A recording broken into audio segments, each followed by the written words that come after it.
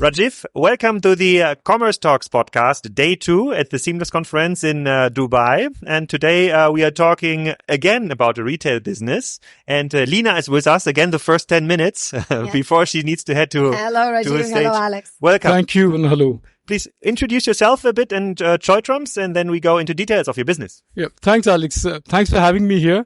I'm Rajiv. I look after the business of Choitrums in the Middle East, which is basically UAE, Bahrain, Qatar, and Oman, where we operate as a retailer and a distributor. So we have retail stores in UAE, Bahrain, and Qatar, and we have a distribution business where we distribute food FMCG brands in the UAE, Bahrain, Oman, and Qatar. And we've been around here for 50 years. Next year will be 50th year in the Middle East. Impressive. Thank you. Are you shopping with them, Lina? Yes, I am shopping them. I live on Palm. Oh, wow. At Palm Jumeirah? At the Palm is here. Palm is here. Yeah. The new shop you opened just recently. Right. But before I actually shopped at your physical stores, I am your very loyal online consumer. Oh, that's great. I actually shop, and I think from my perspective, the reason you won my loyalty because you were one of the first to enter online ecosystem. Absolutely. So I had no other options. I come sort of from the UK where everyone only shops online. Right. So when I was looking for the proper online option, there was nothing. Choitrums went from definitely through the journey, through transformation, and you won my loyalty because you actually were one of the first one to open online store. Thank you, Lina. I mean, it's great to hear and very encouraging as well. We opened up our e-commerce online shopping in 2015. And we went live sometime in the fag end of 2015. And we've seen the evolution of e-commerce over the last 3-4 years, pre-pandemic, and then the pandemic, and then the post-pandemic. It's been very interesting. And we've seen that there's a lot more online shopping today than there was in 2016. In 2016, we had a select few customers like you who shopped online. But now you have many more customers who shop online. They shop smaller shopping baskets. They shop more frequently. Correct. And Can you tell the listeners who are not like from the regions, never heard about the brand, Sure. a bit of the history? Because when I read about like Choitrums, I thought it was started in Sierra Leone. I think that's a first here because all the businesses we are talking about were started like some in Kuwait, some in KSA, some in Dubai, but Sierra Leone is like a new one even for Commerce Talk. Yeah, so can I give a little history on Choitram? Yes. Yeah. So the founder of Choitram was a gentleman called Thakurdas Pagrani, and he went to Sierra Leone in 1943 and he set up his first store in 1944 in Sierra Leone. And then over the course of the next 30 years, they set up other markets in West Africa, Sierra Leone, Cameroon, Liberia, Ghana, and so on. In 1974, they came here and they set up their first store in Barduba, in Mina Bazaar. And then that's been so it started in the early 70s, and we were probably among the first grocery supermarkets to come here. And we started expanding in this region in Dubai. And then by 1980, we had also begun a distribution business where we were distributing things like Frutella, for example. We started distributing Frutella in 1978. The popular toffee. And then by 1990, we were a full-fledged retailer and distributor in UAE, Oman, Bahrain, and Qatar. So by 1990, we were in Bahrain and Oman. By 93, 94, we were in Qatar. By 2000, we sold our retail business in Oman.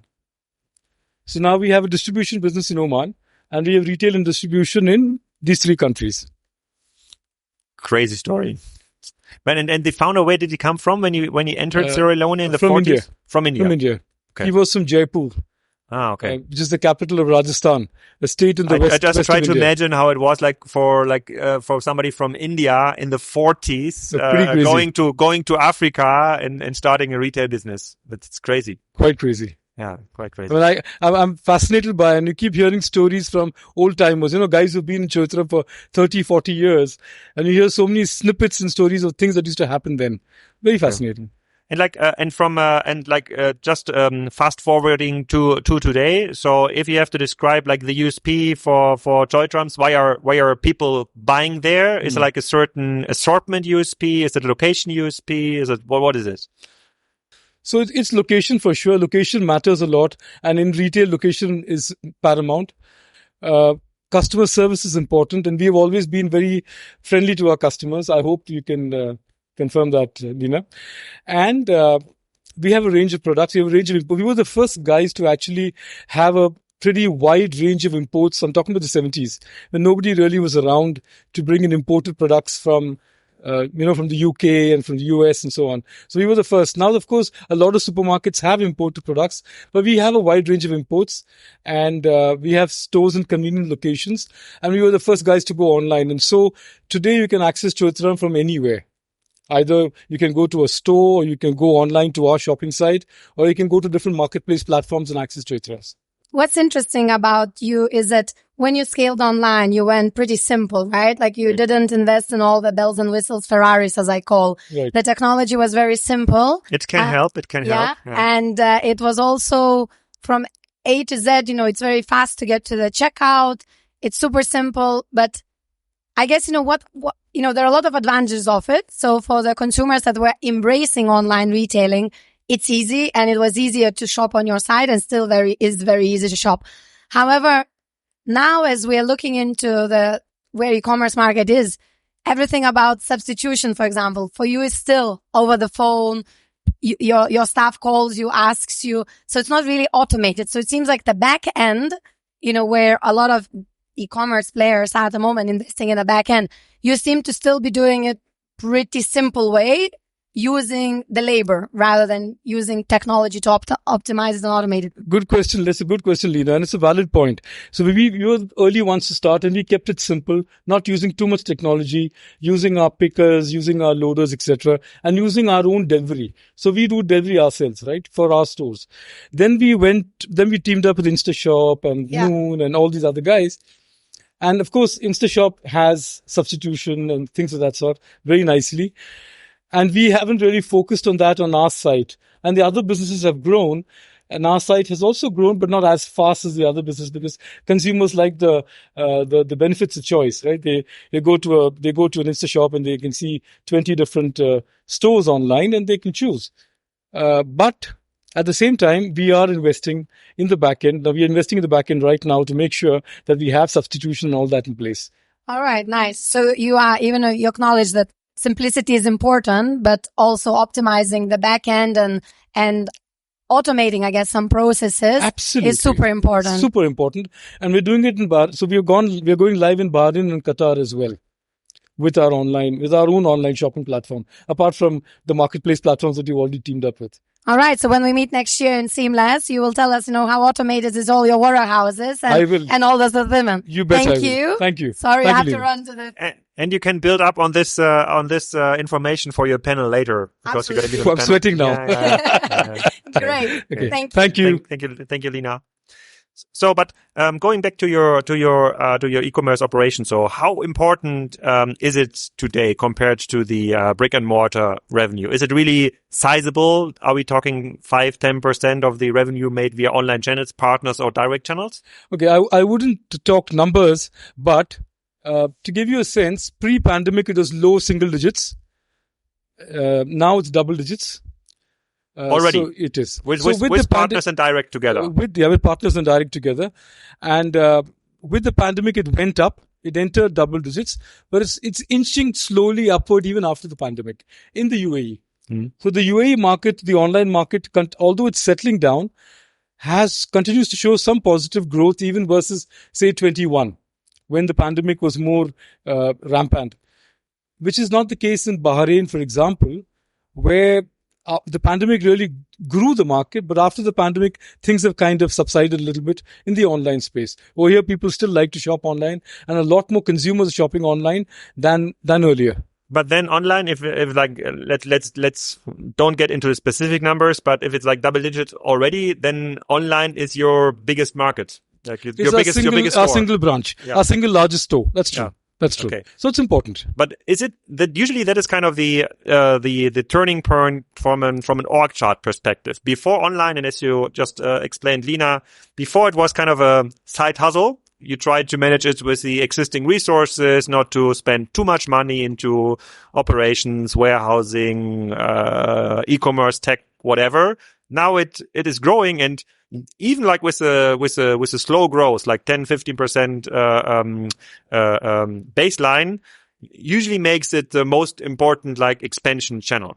Does it change something in your org chart? Do you set up now an e-commerce organization? Do you go into trade fairs, looking into automated warehouses stuff, or is it still far away?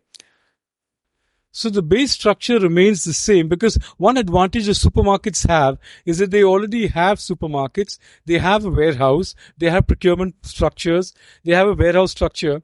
So what are we doing? So when we went online, we used 2 or 3 of our stores as hubs to deliver to Dubai.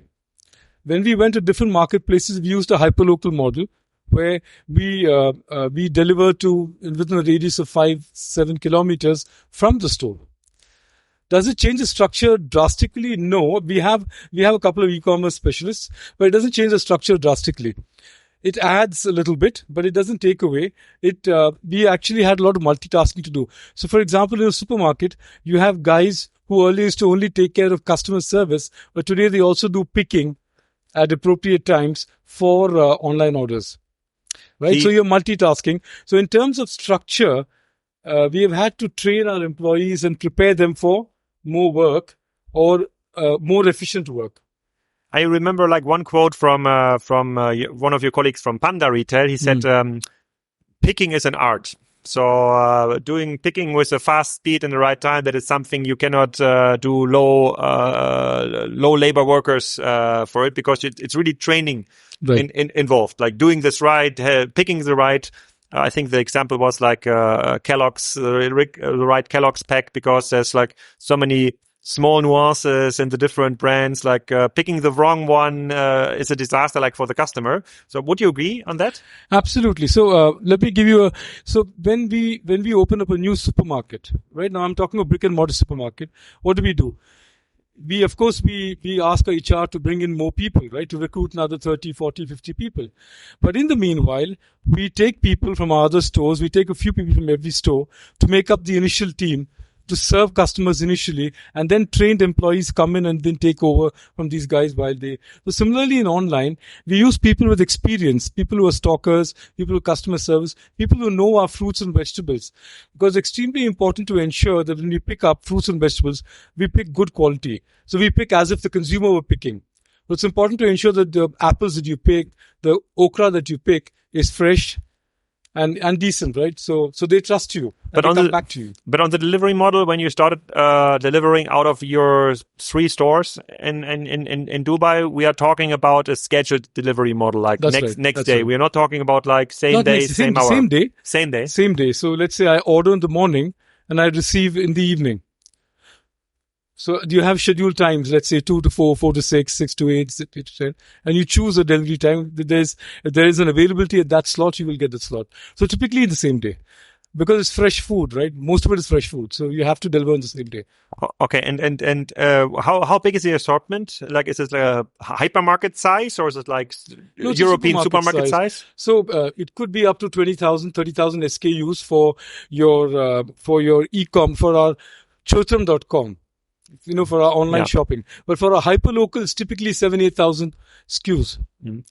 And how is it easy still to get like pickers and stockers and delivery drivers here in the region? Because that is like the biggest bottleneck in the Western markets. You just don't find affordable people for picking, stocking, driving, all the infrastructure needed for delivery. Is it easy to get them here? Because there are a lot of people who keep coming. So Dubai is a very happening place. People keep coming here looking for employment. So at the time of the pandemic, actually what happened is people couldn't go back home.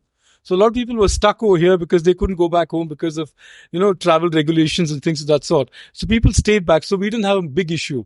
When people started going back in 22, people started going back home. When they could go back home, we sometimes had a bit of an issue in 21, 22. So for example, when our online ramped up and we required to deliver quickly and we had lots more orders coming in during the pandemic, we had to, for some time we were outsourcing some people from F&B and other places to be able to make good the shortage that we had, but for a short while, not for long. That's as you're saying, F&B. That's like definitely one thing you recognize when you're in Dubai. Like entering a restaurant, you have like a valet service, like 20 people opening the elevator, welcoming you, coming to your desk, serving, and many restaurants in Western Europe, they've lost their personnel during the pandemic. And then the personnel looked for jobs like in e-commerce and in whatever, and they're not coming back. Now, many restaurants have to reduce opening times. Many are closing because there's no personnel left. That's nothing you see here as an No, it's not. I mean, some F&B outlets have closed during the pandemic, but a lot of them have stayed, and a lot of them actually grew their business in home delivery, right? Because nobody is coming to the restaurants, so people, and now people are back in the restaurants, and people are also ordering online. So how do you win new customers for joytrums.com? Is it always customers that have been customers in the brick and mortar store before, which you then turn into online customers, or do you have ways to add new customers that haven't been Joytrums customers before? So of course you have your existing loyal customers from stores who shop online, but you also have people who so people come on platforms. So typically the marketplace, whether it is InstaShop or Noon, or gives you an opportunity to get new customers who've never shopped at Joytrums, because they see a range of products there which they like and they shop. We also use social media. We also do marketing, Instagram, Facebook, etc., to drive new customers. And do you have a certain attribution model where you say, okay, you can afford this amount of money to drive like a new customers into like the Joytrums.com platform, so it's profitable from the first order on? So we don't do it by platform, but we are in the overall sense. So annually we have a marketing plan, and in our marketing plan we have certain money allotted for driving new customers, for customer retention, and so on. So what is your view in differentiating your efforts between platforms, the aggregators like an InstaShop versus your direct to consumer channel? Because I assume there must be a conflict in it, because eventually you want to have the customer yourself on the platform. You want his email address, you want to send him a WhatsApp, you want like a strong customer relation. You don't want the customer who's just picking something on InstaShop. But on the other side, I understand those platforms are thriving. There's even more platforms adding to the market, so there might be more InstaShops in the future. How do you manage this conflict? No, that's a good question, and that was a conflict that we did have.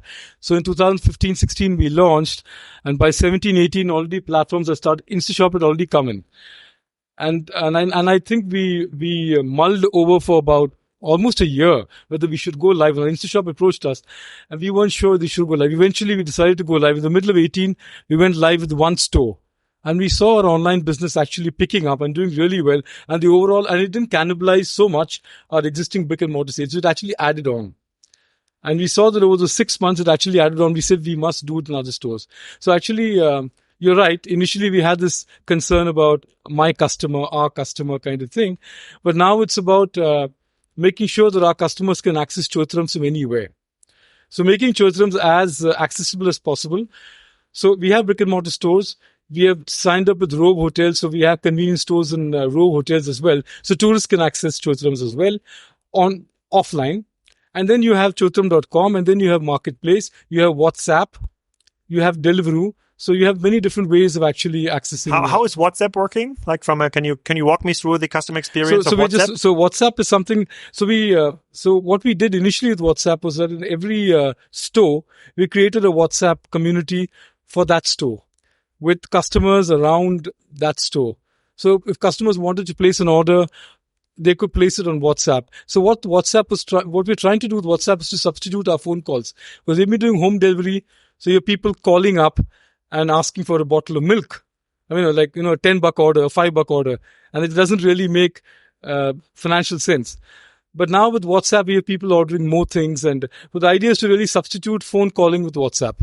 So it becomes a little more easier to manage in the omni-channel kind of way. Do you have like an agent, like monitoring like 10 WhatsApp conversations at the same time, and then putting those WhatsApp orders into your backend system, though it's going to be delivered, or how does it work? So now at the moment it's WhatsApp, but the WhatsApp is not integrated with our backend system. But the intention, and we are working with a partner to integrate that with our backend system so that we're able to.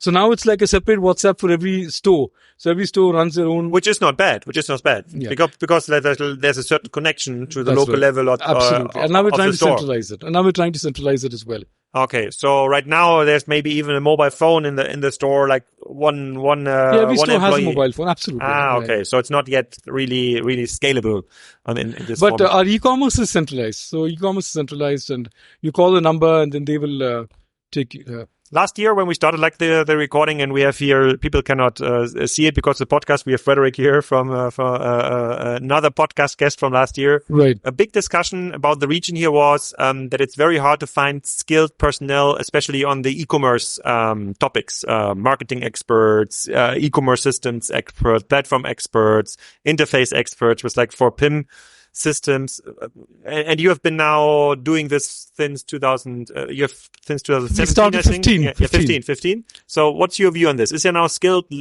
personnel available in the region? They are available, but they aren't as plenty as you would like them to be. So certainly in terms of technology and systems, and we don't get such good guys. And getting good marketing people who are able to make your content for you, who are able to develop your content for you, you still have to look to find them. It's not that easy. Okay. Do you see like a big competition between all these different platforms where they're trying to establish new, like the Insta Shop, for example, is kind of a different supermarket brand, Right. trying to get like all the time from the customer in their platform. And then the podcast we've recorded just before was Yalla Markets, and they tried it too, like with ultra-fast. So there's more people trying to get FaceTime with the same customer you're working with. Are you somehow concerned that it's like changing the whole model, or are you like so confident, like assortment wise, product wise, that you say no, that is not a problem we have to figure out now? Because Yalla Markets comment about this was, there's like 2 million more people coming to Dubai until within the next 10 years. The market is growing so fast, nobody needs to be concerned about like market share. We wrestled with these choices also in the last few years, and we thought about it. But I think a grocery supermarket chain like us, or like others like us, who have an offline presence and an online presence, are best placed to leverage and capture these customers. Because you're offline, you have visibility, you have locations. Customers come to you every day because they want to do their milk and soft drinks and cigarettes and stuff. So you're relevant. They know you. And then when they come online, they think about you and they come to you. So that doesn't go away. Yeah, sure, you have more players, for example, a pure play online player does have this complexity of dealing with. Logistics is a challenge here. Supply chain is a challenge here. The weather is a challenge here. Keeping food fresh is a challenge here. So having your own stores and warehouses and a knowledge of products gives, I believe, some advantage to retailer. From the 20,000 SKUs you have like in a standard Choitrums markets, how many are exclusive to Choitrums? Very, very few. Very, very few. Very few. So, we have our own private labels, of course. So we have some private labels. So some of that, but I would say a lot of them are products that we have been importing from. So other retailers have also begun to import, but there are some products. So you'll find very few retailers who, for example, import Rachel yogurt regularly, stuff like that. So there are certain products that we bring in specifically. We used to do Tesco, for example.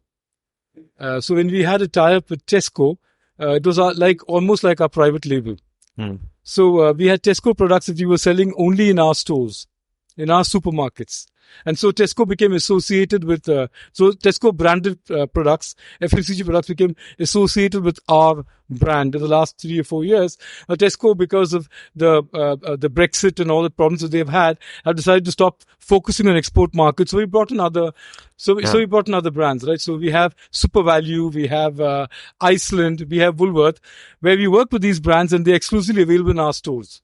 But they are not as big yet as a Tesco, and we're still working on those. Yeah. So what is actually changing in the online world is that the retailers know their customers, because there's somehow like an identification process, email, phone number, whatever. So you have like a history.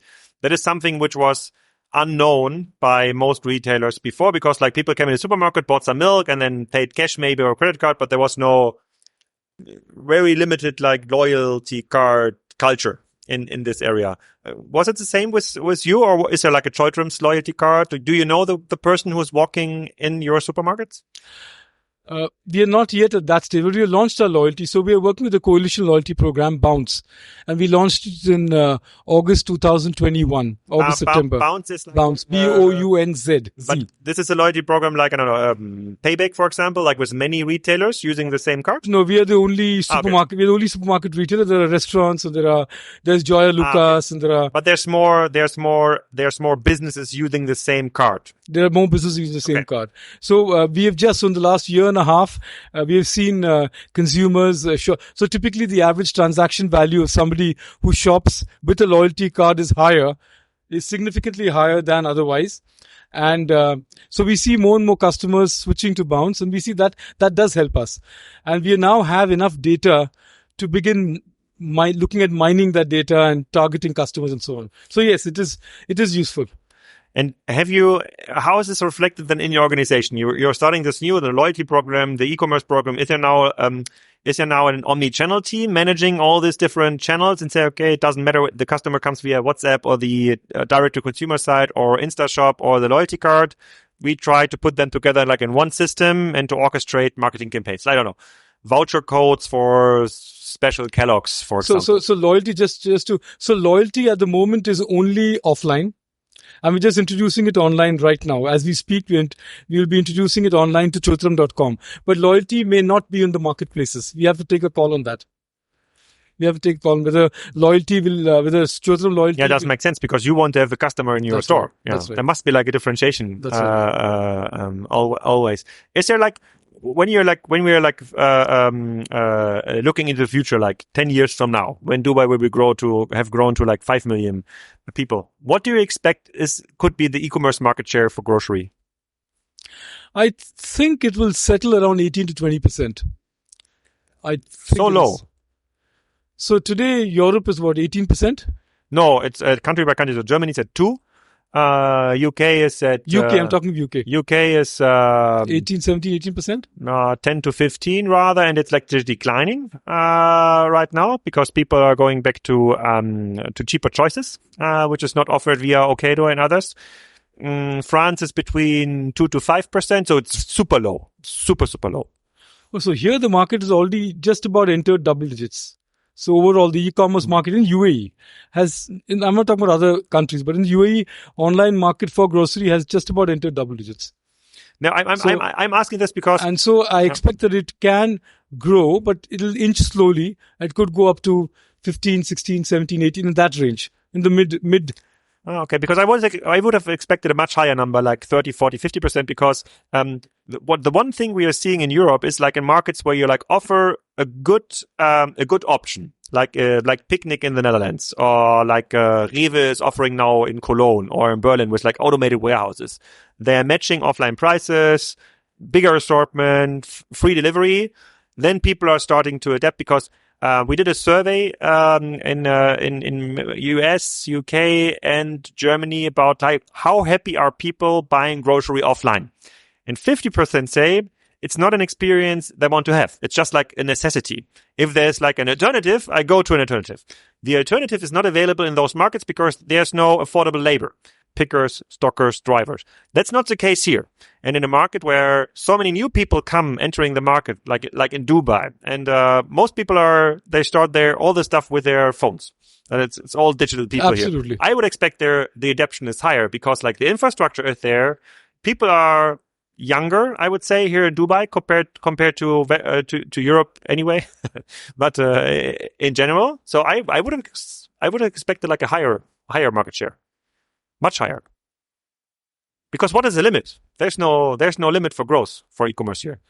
So there is a consumer behavior of shopping offline. So it is more prevalent in other parts of the Middle East than here. The people like to go to stores. It's a social event. It's a social occasion. People shop at stores. People like to, it's you go and meet your store manager. You chat with everybody. You look at you look at fish. You look at meat. You buy different products. You spend an hour in the store. You spend time so what we saw with the pandemic, the footfall came down. But after the pandemic, footfall is back. So people are coming back to the stores like they were in 2019. So while people are shopping offline, people are also shopping online. So you see the same consumer shopping offline and online. So I'm getting back from work. That I believe, but the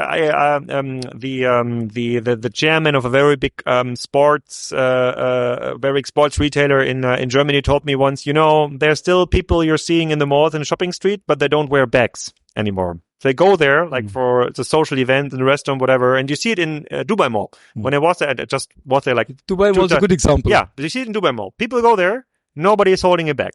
And yes, there's some like delivery to home options, and I believe they do it, but they might be inspired, but they most likely will shop online. So the offline conversion is going down.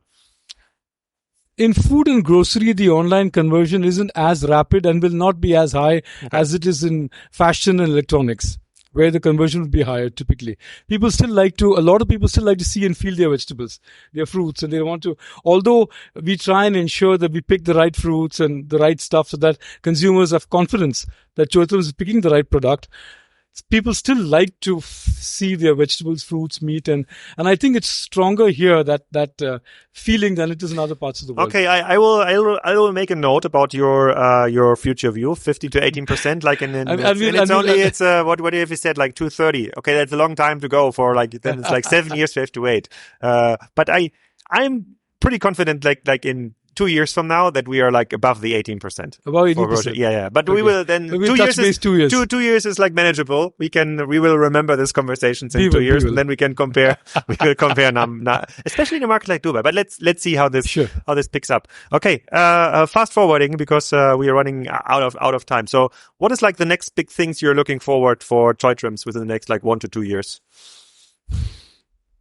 So I think one of the things that we are doing is we are launching our online shopping in Bahrain and Qatar, as we have over here long back. We didn't do it in Bahrain and Qatar, we did it here in the UAE. So we are launching our own online shopping channels in Bahrain and Qatar. That's one thing that we're doing. How important are those markets? So is Choithrams like a known supermarket there? As Megamart. So the brand in Bahrain is Megamart, and likewise in Qatar it's Megamart, and they're both pretty well-known markets, slightly different positioning, but both in all three markets are different positioning, but we are well-known in all three markets. Okay. And so online is an important channel for us. And so launching new online channels, and then maybe my last question. So self-checkouts, all those things, right? Making things as convenient as possible for the consumer, both offline and online. When you look into your board meeting agendas, like once a month, I would assume like 5 years ago or like before 2015, there was rarely any digital topic in the board meeting. It was like, do we want to open in this city? Do we want to work with this brand? Do we want to hire this local manager? Looking into your board meeting agenda today, out of 10 topics, how many have this kind of digital flavor in it? Where you discuss like automated checkout, for example, is such a thing where you need to identify the customer, online payment, online stores is just out of 10 topics. How many are digitally influenced? It depends, we have monthly meetings where we're just doing a review of the performance and any new initiatives. And then we have the year-end, which is the business plan and all those things. So in the business plan, you may have 2-3 topics which revolve around technology. Otherwise, you could have one topic, but it's a lot more frequently discussed than in the past. Okay. We talk about online shopping in every board meeting. We talk about where it's going. We talk about share contribution from online. We talk about new trends in online. Do you still need to invest time in convincing your management peers or people from the stores into this online journey? Because some of them, you said some of them started like 30 years ago. They cannot believe that people don't want to go to the store. Do you have to invest still? No, not so much. Not so much anymore. It was so even 3-4 years ago, but a lot of changes have happened the last few years, and I think our teams are also being prepared for that change. Crazy. So we have our bet. I made a note. It was very interesting. Let's see. 2 years from now, Alex. Let's see what Lina will take out of the conversation with Frederick, you and you, Rajiv. Okay. I really enjoyed it. Thank you for your time.